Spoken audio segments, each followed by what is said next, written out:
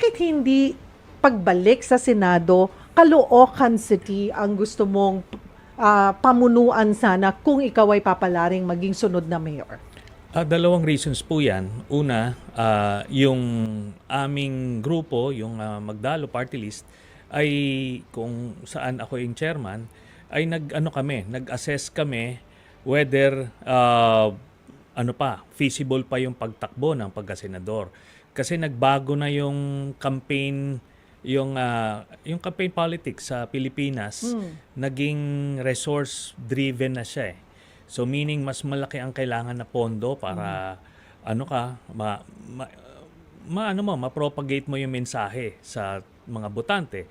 So nakita namin hindi namin kakayanin 'yon sa ganitong sitwasyon, kaya nagpasya kami to step back. Ngayon eksakto naman na imbitahan akong mag-explore ng pagtakbo ng pagka-mayor sa Caloocan. Kasi diyan ako pinanganak, diyan ako lumaki.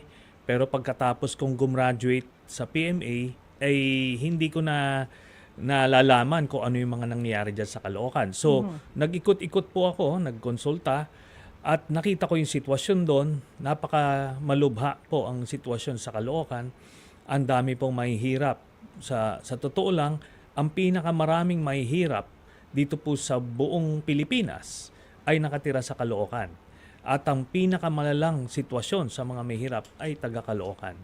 Kaya yun, pag nakita nyo yung mga number one sa pinakamataas na krimen, grabe ang korupsyon, madumi, sira-sira yung mga kalye, bahain, lahat ng sakit sa lipunan ay nandoon na sa Caloocan. Kaya nagpasya tayo na tumakbo ng lokal because naniniwala tayo kaya natin baguhin ang sitwasyon sa Caloocan.